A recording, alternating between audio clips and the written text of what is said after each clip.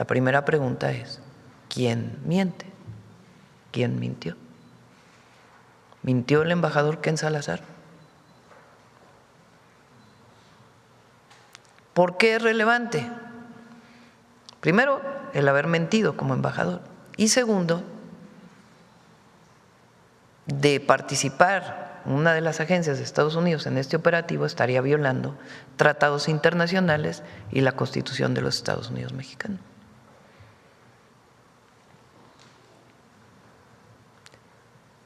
La otra pregunta relevante que hace Rosa Isela es, a partir de la primera detención, o bueno, la detención de un miembro del cártel de Sinaloa,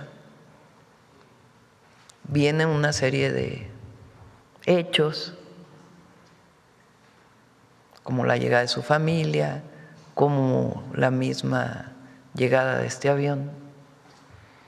Entonces se hace la pregunta, ¿quién acuerda con miembros de la delincuencia organizada? Porque nosotros no. Nosotros nunca vamos a hacer acuerdos con ningún miembro ni con ninguna organización de la delincuencia organizada, jamás.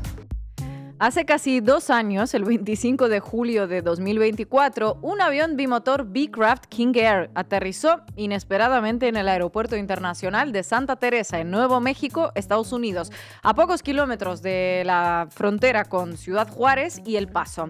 Inmediatamente después de tocar tierra, los tripulantes fueron custodiados por agentes federales estadounidenses que casualmente estaban allí esperando.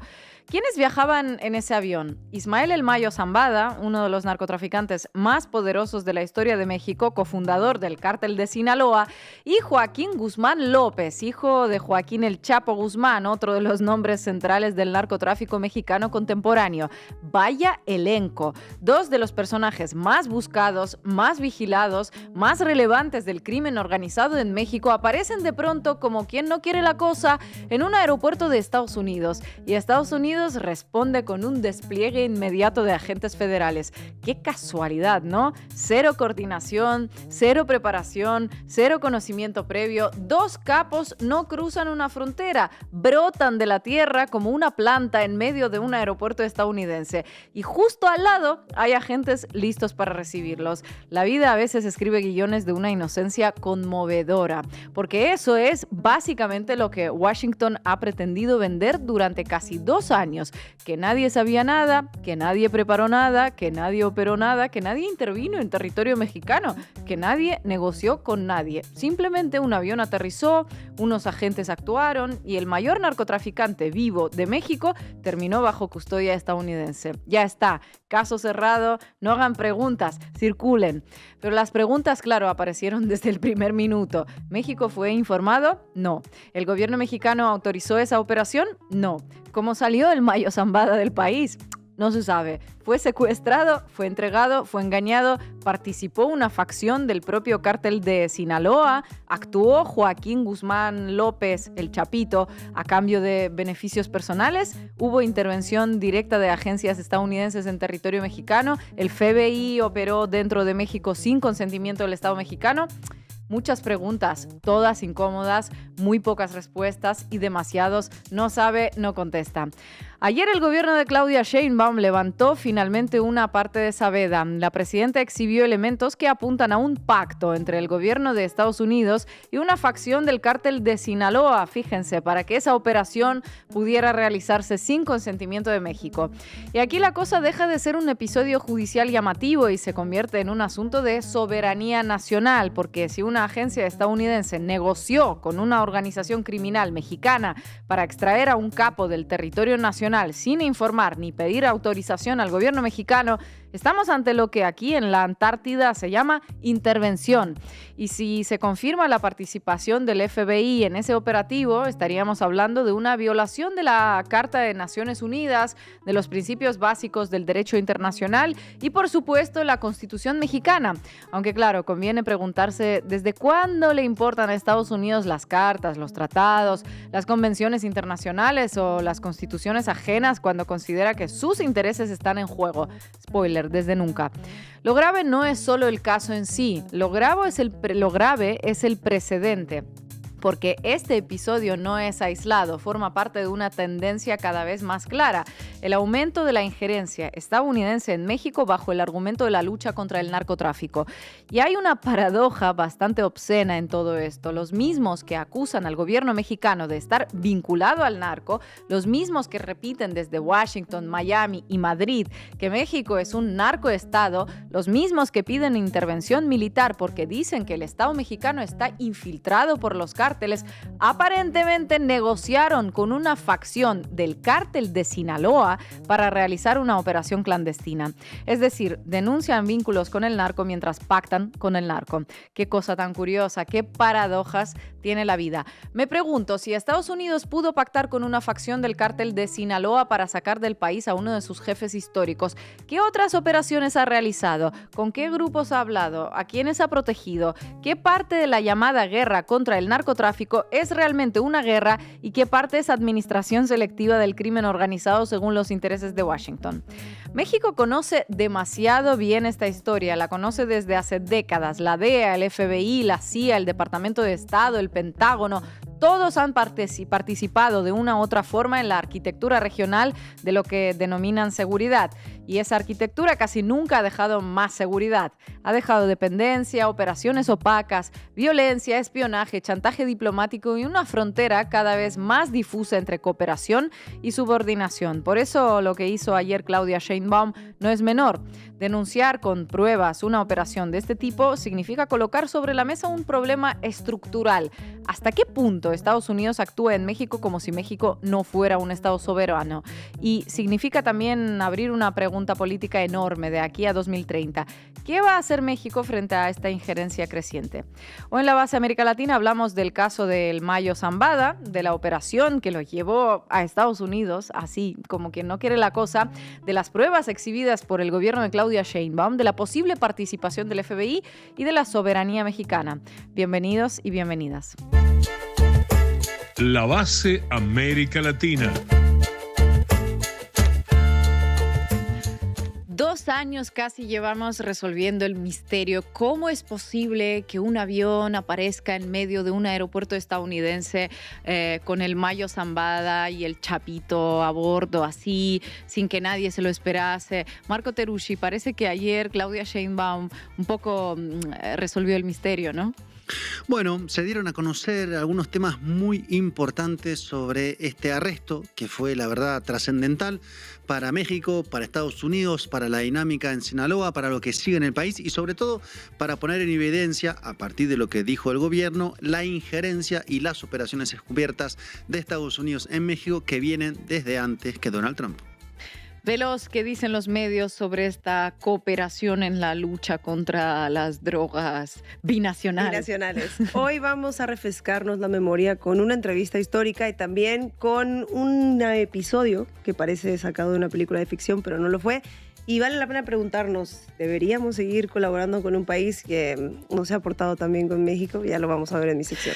Lo vamos a preguntar también a Ricardo Valderas, que es periodista especializado en narrativas de fiscalización criminal e integrante de la unidad de investigación criminal de Corporativo Grupo Sol. Así que vamos a arrancar ya, Juanma. Debí tirar más datos. Con Marco Teruggi. Hoy vamos a hablar de un tema que se ha vuelto casi omnipresente en la agenda política mexicana, la injerencia de Estados Unidos a través de operaciones encubiertas. Y seguramente más de uno pensará que otra vez vamos a hablar de Donald Trump, su doctrina Monroe, la CIA y su intento crónico y nada oculto de meterse en México, en particular en lo que ha sido este 2026. Pero no vamos a ir por ahí, aunque sí más adelante, sino a un episodio que pasó en el año 2024, más precisamente en el mes de julio, cuando en Estados Unidos era presidente Joe Biden y acá en México gobernaba Andrés Manuel López Obrador, al que le quedaban poquitos meses para entregarle la presidencia a Claudia Sheinbaum. ¿Qué pasó en ese julio de 2024? Todos quienes siguen la actualidad mexicana recordarán que el 25 de ese mes aterrizó detenido en Santa Teresa, Nuevo México, Estados Unidos, Ismael El Mayo Zambada, uno de los fundadores del cártel de Sinaloa que ven ahí en la pantalla bajando del avión. Atención con ese avión, porque de esto trata todo el tema que vamos a hablar acá, porque resulta que ese avión era en realidad del FBI, cosa que negaron en su momento. Pero si les parece, reconstruyamos la versión de los hechos, cómo fueron presentados en ese entonces, que además trascendieron las fronteras mexicanas por la importancia de lo acontecido.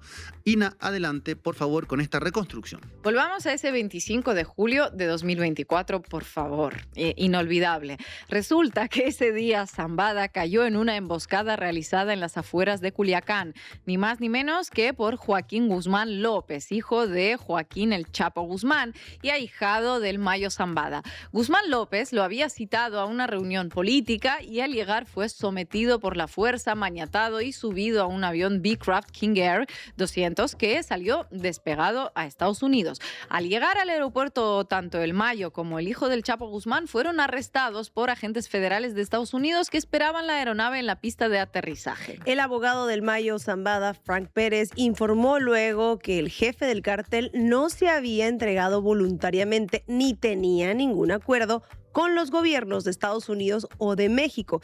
En resumidas cuentas, que efectivamente había sido secuestrado y llevado por la fuerza a los Estados Unidos. La gran pregunta que emergió entonces fue ¿por quién? Y por obvias razones, todas las miradas giraron hacia el gobierno de los Estados Unidos y su embajador Ken Salazar salió entonces a decir lo siguiente. 5 puntos muy puntuales. Lo primero es que Joaquín Guzmán se entregó de manera voluntaria. 2, la evidencia en el momento que yo vi indica que el Mayo fue llevado contra su voluntad. Lo tercero es que no se utilizaron recursos de nuestro gobierno de los Estados Unidos en la rendición. No fue nuestro avión, ni nuestro piloto, ni nuestra gente. Lo 4, no se presentó ningún plan de vuelo ante las autoridades de los Estados Unidos. Y lo que estamos nosotros entendidos es que sí salió de Sinaloa y llegó a Santa Teresa, Nuevo México. Y 5, el piloto no era un empleado ni fue contratado de la parte de los Estados Unidos. Agregar poco a eso lo que ya dije, pero para subrayarlo, esos procesos van y hay investigaciones tanto allá como aquí en México. O sea, recapitulando, según Salazar, que fue embajador en México desde 2021 hasta 2025, Estados Unidos no tuvo nada que ver con la detención del Mayo Zambada, ni con recursos materiales como el avión, ni con hombres, tanto ni piloto, o quienes operaron en el terreno para secuestrar a Zambada, ni tampoco tenía Estados Unidos ninguna idea de un plan de vuelo de ese tipo, no, nada. Ellos, por casualidad, estaban ese día, a esa hora, en esa pista de aterrizaje y cayeron del cielo Zambada y Guzmán López. Una versión por lo menos flaca o poco creíble, pero bueno, ahí quedó. Asumió Sheinbaum en México, luego Trump en Estados Unidos y Zambada siguió con su proceso judicial en la Corte Federal del Distrito Este de Nueva York, ubicada en el distrito de Brooklyn, pero pasaron cosas, en particular que el pasado 2 de julio el medio Pie de Nota reveló que el avión utilizado para el secuestro de Guzmán estaba expuesto en una exposición del Buró Federal de Investigaciones, o sea, el FBI, en Nuevo México, presentado con orgullo como parte de un operativo oficial de la agencia estadounidense. El avión, según documentos a los que accedió Pie de Nota, habría tenido además modificaciones, un cambio en número de placa, en la pintura, la remoción del sistema de transmisión para evitar su rastreo o la eliminación de los planes de vuelos anteriores. Así que resulta que el traslado del Mayo Zambada de Sinaloa a Estados Unidos, donde Salazar decía no haber tenido nada, pero nada que ver, nadita que ver, terminó siendo hecho con un avión del FBI, según reveló el medio, y cuestiona ahora el gobierno mexicano. Esto quiere decir entonces que el ex embajador, es decir, el representante del gobierno de Joe Biden, habría mentido al gobierno mexicano. Y le preguntaron sobre el tema a la presidenta Claudia Sheinbaum en la conferencia mañanera del martes y esto es lo que contestó. Quisiera preguntarle, dado que el embajador podría argumentar que lo que él informó fue la información que le dio la agencia, ¿el gobierno mexicano estaría también en posición de creerle al FBI si dice que no participó en la operación o debería de admitir, dado las pruebas en imágenes? Bueno, es que tienen un avión expuesto como un triunfo de ellos, como una operación de ellos, pública. O sea, no sé si se entiende. O sea, el embajador de Estados Unidos en México, en su momento, dijo que no había participación. Y hoy tienen un avión expuesto como si fuera parte de una operación del FBI en una feria. ¿Y cómo entró el avión, presidente? Entonces, el tema es, ¿mintió? Pues hasta ahora parece que sí. Que sí, nos dijeron mentiras al gobierno de México. Claro, resulta difícil, cuando no imposible, afirmar desde Estados Unidos que no tuvieron nada que ver cuando está el mismísimo avión expuesto por el FBI, según la información revelada por Pie de Nota con imágenes incluidas. A partir de ahí se puede hacer como especulaciones, como que el FBI actuó sin avisar al embajador Salazar y que entonces Salazar no mintió, sino que fue engañado o no informado. Claro, es una manera de intentar exculpar al gobierno de Estados Unidos o al menos al ex embajador. Un intento contorsionista, digamos, o maroma. Un contorsionismo argumentativo bastante inverosímil, y el tema no es para nada menor, porque si efectivamente fue así, y todo parece que fue así, es decir, que se trató de un operativo encubierto del FBI, significa que Estados Unidos, bajo Biden y no Trump, bajo Biden, ingresó ilegalmente a México, secuestró a un ciudadano mexicano, porque aún siendo un capo narco no deja de ser un ciudadano mexicano en México, y se lo llevó ilegalmente a territorio estadounidense. Todo eso, claro, sin decirle una sola palabra al gobierno de México. Es más, mintiéndole abiertamente, diciendo que no habían participado. Se entiende la gravedad, ¿no? Es decir, fue un operativo de extracción ilegal del gobierno de Estados Unidos en territorio mexicano. Esto decía al respecto Rosa Isela Rodríguez, secretaria de Gobernación de México, de las implicancias de esta acción. De confirmarse la participación del FBI sin informar al gobierno de México, representa una violación a la Carta de las Naciones Unidas, a la Carta de los Estados Americanos, a la Constitución Política de los Estados Unidos Mexicanos y a la Ley de Seguridad Nacional. Lo más relevante, y en su caso, ¿quién hace y quién ha hecho acuerdos con la delincuencia organizada? Debe quedar claro que el gobierno de México no hace pactos criminales con nadie. Ahora bien, a partir de acá existen varias derivadas para analizar. Por un lado, que la detención de Zambada desató una crisis de violencia en Sinaloa. Las primeras señales del enfrentamiento entre las partes del cártel de Sinaloa llegaron a las pocas semanas de la detención, y el conflicto creció a partir de septiembre de 2024 con quemas de autos, balaceras, bloqueos, enfrentamientos directos entre fracciones como en Culiacán, Mazatlán o Cozalá. Para ponerlo en datos, tan solo entre septiembre y diciembre del 24 los homicidios llegaron a 655, y en 2025, el año pasado, la cifra fue de 1.656 homicidios dolosos. Entonces, la acción unilateral e ilegal de Estados Unidos en Sinaloa desató los enfrentamientos internos que aumentaron en, 232% los crímenes dolosos en el estado, según los datos oficiales. Una tendencia que logró comenzar a revertirse a partir de junio de 2025. Desde ese mes a la fecha, el promedio diario de víctimas de homicidios dolosos presenta una reducción de 44%, según informó este martes el secretario de Seguridad y Protección Ciudadana de México, Omar García Harfuch. Y el estado de Sinaloa es ahora uno de los que más presencia militar tiene. Concentra 11.326 elementos del Ejército y la Fuerza Aérea Mexicana, es decir, el 25% de los 45.247 efectivos desplegados en todo el país para atender la incidencia delictiva, según los datos del informe semestral de la Fuerza Armada Permanente en Tareas de Apoyo a la Seguridad Pública, presentado días atrás. Dicho de una manera más sintética, 1 de cada 4 efectivos desplegados está hoy en Sinaloa. Y queda mucho por resolver. Sinaloa acumuló 517 víctimas de homicidio doloso en los primeros 5 meses del 2026 y es la cuarta entidad con más asesinatos en el país. Y esa crisis se desató por la acción ilegal de Estados Unidos en el país, según se va sabiendo. Claro, no todo es responsabilidad de Washington, pero a todas luces abrió unilateralmente la caja de Pandora en Sinaloa y, como de costumbre, no se hace cargo de nada de lo que ahí pasó, ni en ese momento ni hasta ahora. Al contrario, acusa al gobierno mexicano de todos los problemas.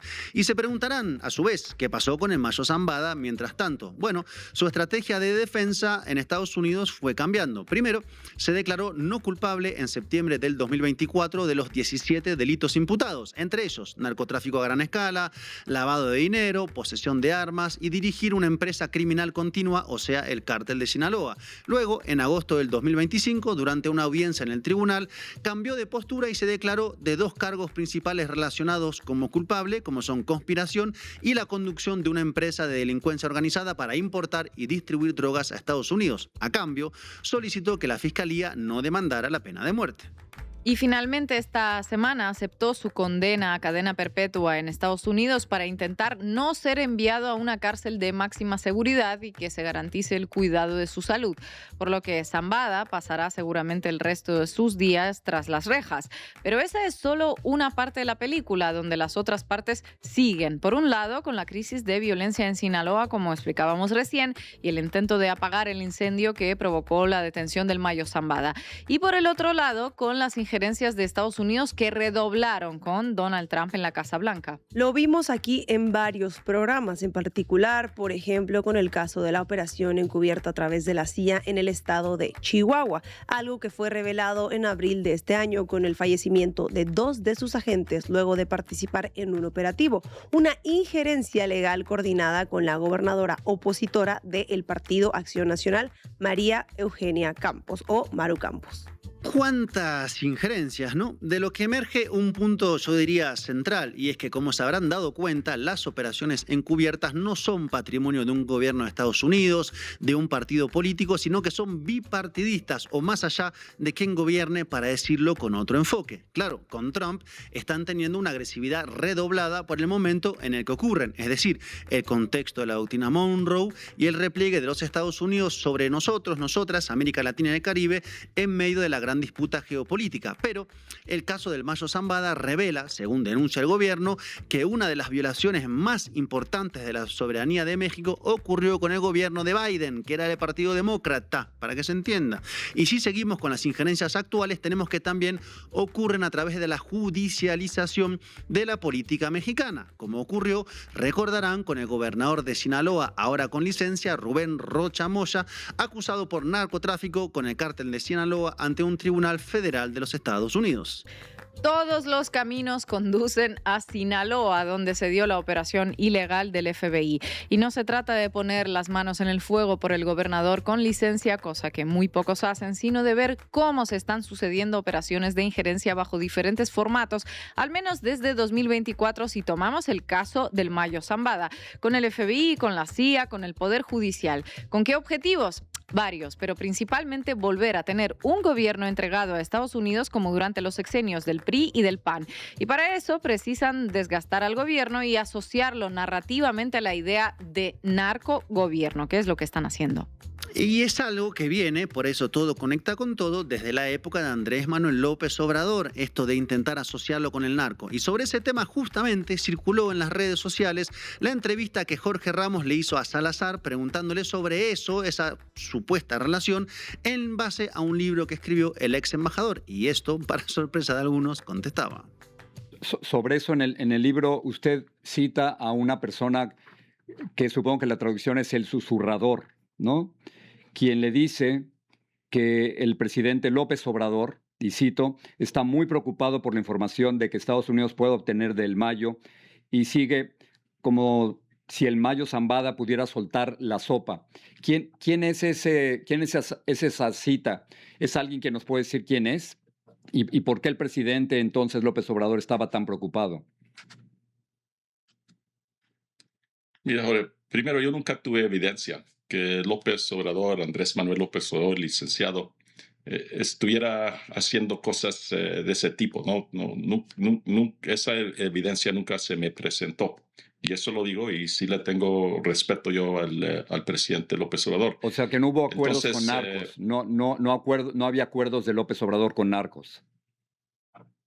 Yo no tengo a conocer que eso ocurría, ¿no? Y lo preguntaba y eso no lo tenía. Entonces, el ex embajador Salazar dice que nunca tuvo evidencias de nexos entre AMLO y el narcotráfico. Anoten. Pero bueno, estamos en una época donde la política estadounidense, en particular con Trump a la cabeza, tiene de todo menos consistencia narrativa. Es decir, un día pueden decir algo, luego otra cosa y al siguiente todo lo contrario. Y de lo que se trata acá, del lado de Washington, es de lograr retomar el control sobre la política mexicana, en particular en el tema de seguridad, para operar acá a sus anchas como pasó durante muchos, pero muchos años. Y para eso son las acciones encubiertas ilegales. Y del lado de México se trata, en ese contexto, de mantener la soberanía en medio de los embates que no comenzaron con Trump y seguirán después de Trump. Esa es la pulseada y en eso estamos. Muchísimas gracias, Marco. ¿Consideraría entonces que aún con capturas espectaculares no van a resolver el problema de...? No, en tu revista, cuando estaba don Julio, porque ahora ya tu revista anda en otras cosas.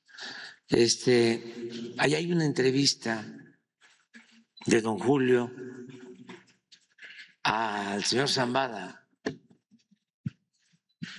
que ahí está la respuesta. Cuando don Julio le pregunta, ¿no?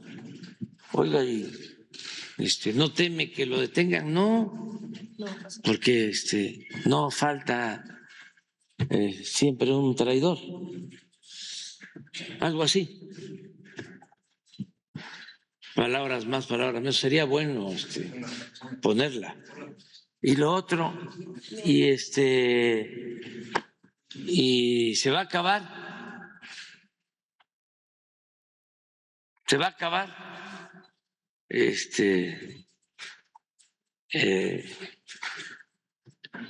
narcotráfico. La respuesta es, mientras haya consumo, va a continuar. Veloz, buenas tardes, ¿cómo vamos? Buenas tardes, vamos arriba. Cuéntamelo todo y exagera con Estefanía Veloz. En el 2009, en una armería de Arizona, un hombre pagó en efectivo por un rifle de asalto y salió caminando sin que los agentes federales que lo vigilaban movieran un dedo para detenerlo porque tenían la orden expresa de dejarlo ir. Ese rifle bajó desde Estados Unidos, cruzó la frontera hacia Sonora y anduvo circulando entre el narcotráfico mexicano hasta que una de esas armas reapareció meses después. Y reapareció en un cerro del lado de Arizona junto al cuerpo de Brian Terry, un agente de la patrulla fronteriza abatido con ese mismo tipo de fusil. Y ojo con cómo lo explicaron después, porque la versión oficial es para ver si nos chupamos el dedo, porque resulta que las 2.500 armas se les perdieron así solitas. Se iban a rastrear con un chip, se les traspapelaron o algo así en el camino y fueron a caer justo en manos de los cárteles. ¿Quién lo diría? ¿Quién lo podría imaginar? Por más que suene al guión de una película de acción, no lo es. Fue una operación real del gobierno estadounidense en colaboración con Felipe Calderón. Bueno, él dice que no se enteró. Pero después supimos que sí. A esta operación ellos mismos terminaron bautizándola, escuchen bien, Rápido y Furioso. Hollywood, ¿quién te conoce? Y miren, traigo esta historia porque 15 años después volvió a ocurrir con otro protagonista que ya no es un rifle perdido en la sierra, sino un avión que despegó desde México rumbo al norte. A ver, para que quede claro, el país que hoy le exige a México mano dura y frontera cerrada es el mismo que en 2009 metió miles de rifles a nuestro país. Proceso lo tituló con la complicidad del gobierno de Calderón y detalla que para finales del 2010 andaban sueltas más de 1.900 armas vigiladas en manos del narco y apenas 117 recuperadas. Todo dentro de la iniciativa Mérida, ese abrazo bilateral que nos vendieron como cooperación. La cooperación consistía en que ellos decidían y nosotros acá en México se ponían los muertos. ¿Y cómo se enteró México? Porque no fue por un comunicado amable del Departamento de Estado. Buena pregunta, Marco, porque nos enteramos por los cadáveres. Infobae lo cuenta. Cayó Brian Terry en diciembre del 2010 y el 15 de febrero del 2011 mataron en San Luis Potosí al agente de ICE, Jaime Zapata, con un arma de Rápido y Furioso. Cuando el Congreso de Estados Unidos pidió los documentos, Obama invocó el privilegio ejecutivo para que no los entregaran. Metieron armas, murió gente y lo taparon simplemente porque podían. Un dato, entraron alrededor de 2.500 armas y años después se documentó que el 94% de esas armas controladas reaparecieron en México vinculadas a 79 homicidios, 20 de ellos con violencia extrema. El chip para rastrearlas nunca sirvió. Y acá la secuela ya con avión. El periodista Luis Chaparro, desde Pie de Nota, tuvo acceso a la aeronave que llevó a Ismael Zambada a Estados Unidos el 25 de julio de 2024 y a un informe interno del FBI. El Universal lo levanta desde el título. 2 años después, el FBI acepta que la operación fue suya. Chaparro describe marcas de forcejeo en los asientos, ventanas tronadas a golpes y adentro todavía las botanas que compraron antes de subir al Mayo, el escenario de un secuestro documentado por un reportero mexicano, no por la prensa que se dice vigilante del poder. El trabajo de fondo lo hizo un medio independiente con una filtración, mientras las grandes reproducían boletines. ¿Y dónde está ahora el avión? En un museo. La Verdad Noticias, retomando a pie de página, informa que el FBI donó el Beechcraft King Air, valuado en unos $650,000, al War Eagles Air Museum de Santa Teresa, Nuevo México, y que la donación la formalizó la oficina del FBI en El Paso. La agencia, que durante años no quise decirle a México qué había pasado, colgó la evidencia como trofeo de guerra junto a los aviones de las guerras mundiales. Y un dato técnico que desmiente al capo despistado: el avión traía matrícula clonada y número de serie alterado. Como les contaba, le quitaron las luces de las alas para que no lo detectaran en el aire y le montaron un sistema casero para volar sin escalas. Eso se planea con semanas de anticipación. Y miren el desparpajo del evento en video. El agente especial del FBI encabeza la presentación, proyectan las fotos del Mayo bajando del avión y declaran que la aeronave representa un ejemplo de las prioridades del FBI en seguridad nacional.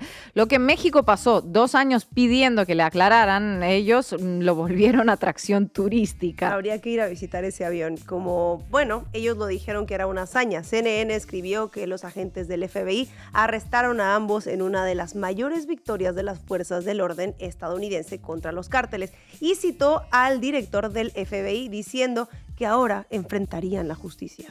Y ojo con el verbo, cuando lo hace Washington es operación y victoria. Si lo hiciera un país que ellos detestan, el titular sería secuestro extraterritorial, que es lo que fue. La misma acción cambia de nombre según quien sostenga el arma. Y lo grave es que el guión salió de la fuente oficial.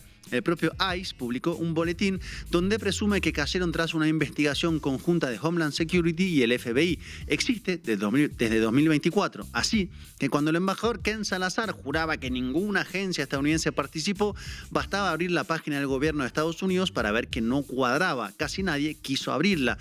Y hubo quien de plano lo vistió de Hollywood. Just Security dejó registrado que varios medios lo describieron como un operativo estilo Hollywood, con eso ecos de la serie Narcos, y lo celebraron como el mayor triunfo del Departamento de Justicia desde el Chapo. Cuando convertís un asunto de soberanía en capítulo de serie, ya ganaste. El espectador aplaude el final y ni se pregunta por las reglas que se rompieron. Y ese final tuvo un costo. La guerra entre facciones del cártel de Sinaloa, que se desató tras la captura del Mayo, dejó miles de muertos y desaparecidos en el estado. 2 años después estalla pues la costura. Telemundo recoge la pregunta de Sheinbaum: ¿quién miente? ¿Quién mintió? Y mintió el embajador Ken Salazar, porque en agosto del 2024 él aseguró que ninguna agencia participó y ahora el mismo FBI se cuelga la medallita de haberlos detenido. Y que quede claro, no es defender a un narco, no estamos en ello. Nadie pide que suelten al Mayo Zambada, Dios nos salve. La pregunta es de fondo: ¿un funcionario extranjero puede mentirle a México sobre una operación en su territorio y no pasa nada? La jornada lo puso donde va, en la soberanía. Comillas, Gobernación planteó que, de confirmarse la participación del FBI sin avisar a México, se violarían la Carta de Naciones Unidas, la de la OEA, la Constitución y la Ley de Seguridad Nacional, y remató, alguien mintió, como escuchábamos el video hace unos minutos.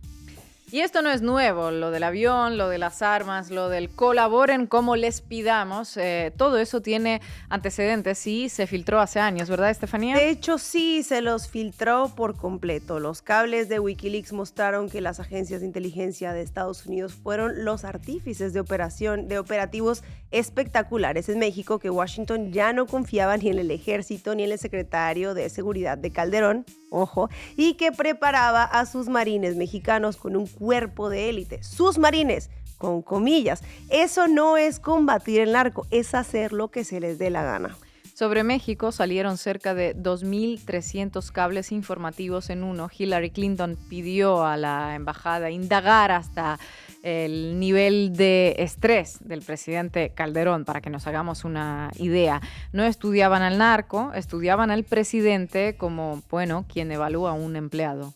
Y ese archivo no exhibe no a la 4T, sino al sexenio de Calderón. ¿Cómo se sostiene eso? En abril del 2026, en Chihuahua, gobernado por la oposición, murieron 2 agentes de la CIA en un accidente al volver de un operativo antidrogas. CNN reportó que participaron sin que el gobierno federal lo supiera y que la Fiscalía Estatal cambió 3 veces de versión, 3 veces, que eran instructores, que daban cursos de drones, que pidieron un aventón. El gobierno, que presume mano dura, fue el que dejó operar a la CIA en su territorio y solo se supo porque el vehículo cayó por un barranco. Los mismos que exigen que Estados Unidos entre a salvarnos ya lo dejaron entrar por la puerta de atrás. Y déjame bajarle la euforia a Gran Cazador. En 50 años, ¿quién fue el único que de verdad llegó al Mayo? Porque no fue la DEA, fue un periodista. La única imagen que el mundo tuvo del Mayo durante 14 años la tomó Julio Scherer en 2010 cuando cruzó la sierra para encontrarlo en su escondite. Y fíjense, en esa portada, Scherer cuenta que le ofreció un sombrero blanco y cuando le dijo que le restaba personalidad, pidió una gorra y se cubrió medio rostro. Él decidía qué se veía.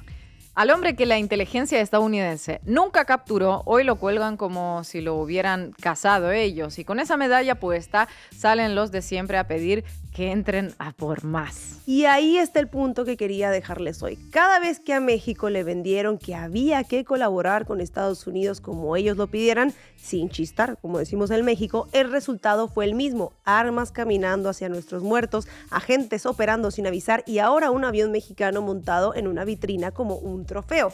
Esto nunca fue una alianza entre iguales, fue de a ver quién manda y quién obedece, y los medios que debían vigilarlo aprendieron a llamarle a esto una victoria de la cooperación. Por eso la pregunta de la presidenta Sheinbaum sobre quién mintió no se agota en el comunicado de la embajada. La mentira más grande, la que llevan repitiéndonos 20 años, es que entregarse era una forma de cooperar. Gracias, Estefanía. El destino de uno de los líderes históricos del narcotráfico mexicano quedó sellado cuando él mismo, con la voz cansada y en español, se declaró culpable de 2 cargos relacionados con crimen organizado y tráfico de drogas. Ismael Zambada García, el Mayo, de caminar lento, apariencia frágil, cabello y barba casi totalmente blancos, leyó un documento para confirmar su culpabilidad.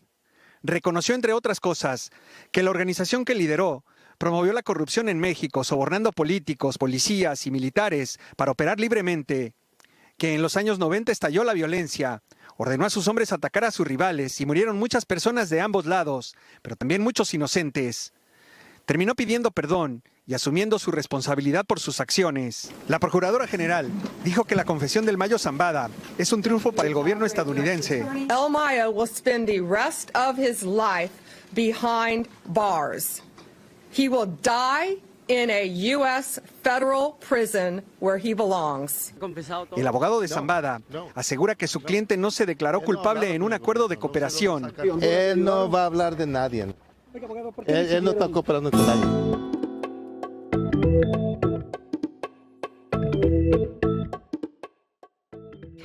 Y hoy nos acompaña Ricardo Valderas. Él es periodista especializado en narrativas de fiscalización criminal e integrante de la Unidad de Investigación Criminal de Corporativo Grupo Sol. Ricardo, muchísimas gracias por estar en la base América Latina. Bienvenido. Muy buenas tardes, muchas gracias por la invitación al programa. Un saludo a la audiencia, un abrazo para ti, Ina, para ti, Estefanía. Ricardo, en tu opinión, ¿tiene México herramientas soberanas reales para plantarse ante la injerencia en sus asuntos internos por parte de nadie menos que Estados Unidos? ¿Cuál debería ser la respuesta del Estado frente a lo que acaba de denunciar la presidenta? Considero particularmente que a través de la historia se han ido fortaleciendo ciertas esquemáticas de seguridad. Hemos ido avanzando en materia de recolección de información, solidificando algunos protocolos de seguridad y sobre todo en trabajos de inteligencia hemos tenido colaboración con diferentes países, como es el caso de Israel, como es el caso del propio Estados Unidos. Recordemos que tanto las policías como las Fuerzas Armadas han tenido capacitación con diferentes elementos de otras naciones. En ese sentido, creo que estamos en un espacio de presión política por parte del gobierno federal de Estados Unidos. Sin embargo, creo que también la respuesta ha sido la adecuada, la de no caer en provocaciones, en tanto no ocurran elecciones, porque evidentemente estamos pasando por un proceso de intento de intimidación. Primero lo vimos en materia comercial con la aparición de los presuntos aranceles, que entramos en un juego de estira y afloja entre ambas naciones, siendo México quien verdaderamente ha salido librado de estas condiciones extraordinarias por las que está pasando el mundo entero. Y en ese sentido, respecto a la siguiente pregunta, que es cuál debería de ser la respuesta del Estado, considero que hemos acatado doctrinas de política internacional bastante interesantes, pero que además solidifican, por ejemplo, otras estructuras como la de la cooperación internacional. ¿Qué quiero decir con esto? Que la respuesta siempre debe de ser la de la cooperación. Sin embargo, con las minucias de dejar en claro, al no tener, digamos, la fuerza de confrontar a un poder tan apabullante como el de Estados Unidos, la respuesta en esta medida debe de ser la de la demostración de la cooperación internacional, la de la máxima transparencia, que serán las mejores herramientas que tenga México para poder validar este discurso del combate a la delincuencia organizada.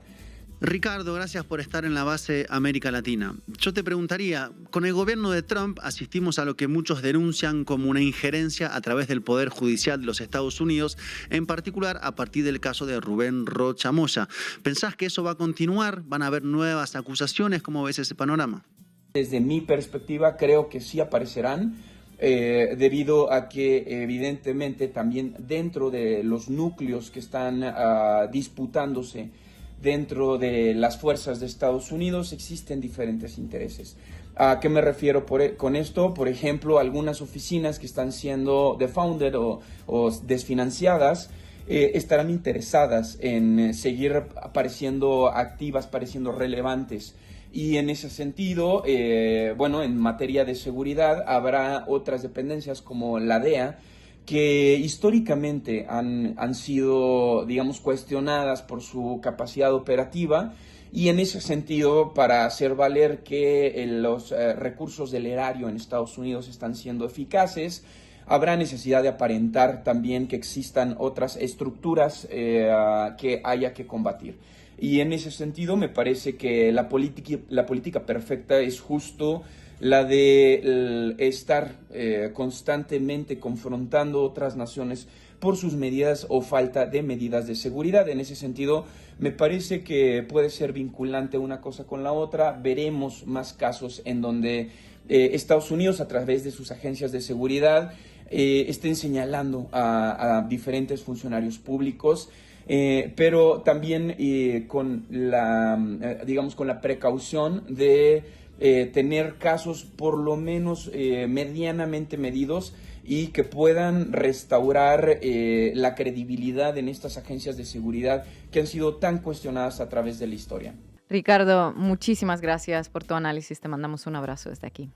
Y llegamos al final de este programa. Como siempre, les invito a que se suscriban a nuestras redes sociales. Somos La Base América Latina en YouTube. A ver si vamos a hacer 1 millón de suscriptores ya de una vez. Somos La Base América Latina en Instagram, en Facebook. También nos pueden encontrar en TikTok. Y como siempre, les animo a que se suscriban, se hagan suscriptores de Canal Red Latinoamérica escaneando el QR que les dejamos en pantalla, porque es sumamente importante para que podamos seguir trabajando. No hay ningún banco, ningún fondo detrás, no hay ningún Mayo Zambada detrás. Bueno, este Mayo Zambada que de vez en cuando aparece detrás de mi espalda en la pantalla, en grafismos, salvo no hay nada más. Entonces, los necesitamos a ustedes, la audiencia de La Base América Latina, de Canal Red América Latina, para que nos apoyen. Y también les dejamos un QR que les va a llevar directamente a nuestra playlist en Spotify, en caso de que nos prefieran escuchar. Y nos vamos a ver aquí mañana a las 7 horas chilanga, como siempre. Hasta pronto.